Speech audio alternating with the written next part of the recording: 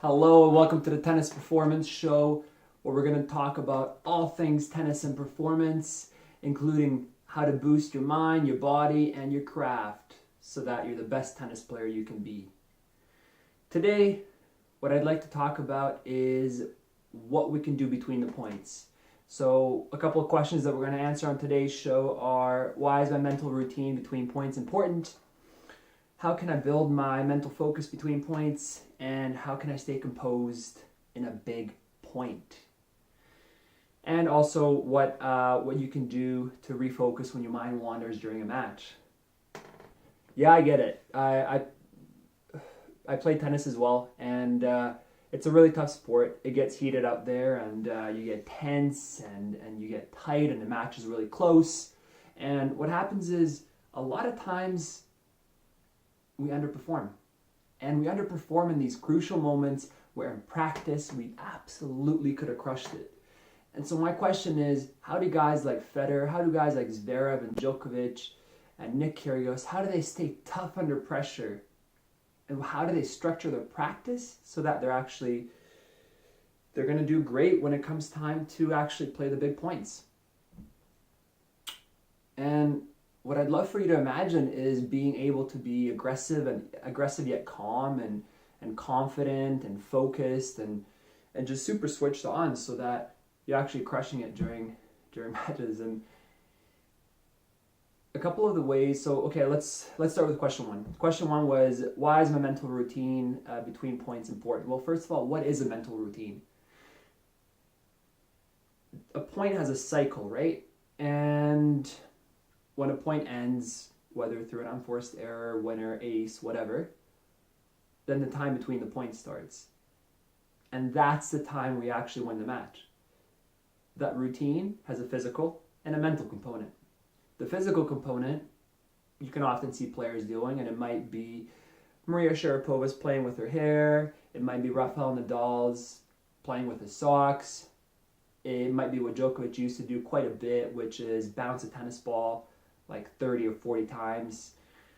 And those are some of the things that we see. But then there's a mental routine that the players do inside their minds that we actually can't see. Some of those things, and the reason that's important is because it all comes down to focus.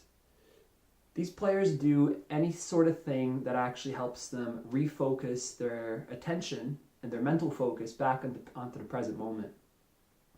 And that's super important because focus is the currency that's going to allow you to win the match. That's it. And this is something that you can work on. You know, a lot of times what tends to happen is young players will get pissed off when a point ends, and they'll, get in their heads, and a point ends, and they're going to slam the racket on the ground and hit their shoe and maybe throw the racket and all sorts of things. And that sort of outburst and that sort of energy is wasted. And what could help hone that energy for the next point would be having some sort of mental routine, something, maybe, and there's a couple of different things that you can do. Now, the second question for today is, well, how can I build my mental focus between points? I mean, what's something that I can actually do on my own? And that's a really great question, because you can definitely build it, and it's something that you can work on and that you should work on. The way you build it is by playing around with those mental skills in practice. And by mental skills, I mean the visualizing. Are you visualizing the next point? It's the breathing techniques. What sort of breathing are you doing? Are you actually focusing on your breathing to calm down your heart rate? Is your heart rate too low, and do you need to do something to amp it back up a little bit? What's going on? So just being self-aware. It's about having a tactic or a goal that you're going to have for the next point, and really picturing it in your mind before you actually play it, and that sort of thing. So you can definitely build it. But how can you stay composed during a big point? Well, you can stay composed during a big point by realizing there's no big or small points. Yes, there's points that can clinch you the game, but in the end, what it comes down to is every point is the same, And going in with that sort of mindset and just loving the fact that every point is the same, but also the fact that you are going to feel a bit more pressure on certain points, like when you're about to get broken, when you're about to break somebody, when you're about to close out a set, you're up 5-2. Yes, that's normal, and it's normal to feel that. And the way you can stay composed is, well, actually a number of things. It's by having that mental routine mixed with some of those things that I've already mentioned, but also about being there before. So having that previous experience is really important, because that's what's going to allow you to be familiar with that sort of situation of closing out a match and having that confidence to actually do it. It's a lot tougher going in not having done it. So having those, not just an academy mindset, meaning when I'm practicing, I'm not just practicing just to play points and to hit a perfect shot, but I'm practicing so that I actually go in and compete and practice. And so that practice is very intense, and that's what's going to allow you to stay composed during those big points. How can you refocus when your mind wanders? Whew, that's something that there's no quick fix for this. It's something that really takes time, and it takes a lot of practice. One way you might be able to do that is by practicing breathing techniques. So an example of a breathing technique would be to do a deep inhale and a deep exhale. So between the points, switch the racket to your opposite hand, and as you walk in to pick up the tennis balls, just do a deep inhale through the nose,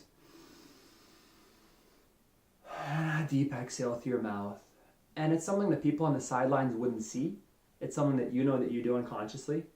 And for it to actually work, you can't just go into a tournament and be like, oh yeah, I'm going to do it just in a tournament right now and it's going to work. No, you got to practice it at home. And you got to practice it and practice the mechanics of breathing. What you also might be able to do is, when you notice that your mind has wandered, just bring it back to the present moment. And a great exercise for that is any sort of mindfulness exercise. So that would be something else to do. And besides that, there's a bunch of different things you could do. You could use visualizing as part of your routine, so that when you notice your mind starts to wander, you bring it back to what you want to do in the next point. So if you're returning, it might be picturing where you want to return and then play the next ball. If you're serving, it might be picturing the opening combination for your serving point. So I want to serve wide, and then I want to hit the next shot cross court. I want to hit the next shot over here to the player's backhand to start off the point, or I want to serve and volley. So picturing that is really important, and that'll allow you to refocus when your mind wanders. What I'm hoping to get across to you in this show is any sort of value related to performance in tennis. So again, with the mind, with the body, with the craft, so that you're understanding your tennis game and you're getting the tools in the toolkit to actually up your game to the next level. Because there's definitely things you can do every day. And if there's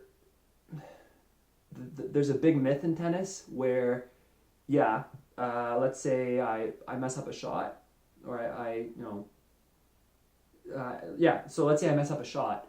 What happens is people usually think, oh yeah, it was a technical thing, so I got to go work with my technical coach and do more backhands and out of the basket just to get that perfect, so that I don't make that mistake anymore. And that's not always the case. It might be a thing in movement, right? So maybe you didn't get there quick enough. It might be a thing in the fact that maybe the other person just hit a really great shot that you couldn't have hit no matter how quickly you moved. Or it might have been a third thing where you weren't in the right state of mind, so that you weren't mentally focused to actually hit the ball. I'm so excited to get these videos going on a regular and provide you lots of value, and I'd love to answer any questions you have. So please ask any questions that you may have, and subscribe to this channel, share it with your friends, and see you again next time. Take care. Bye. Woo!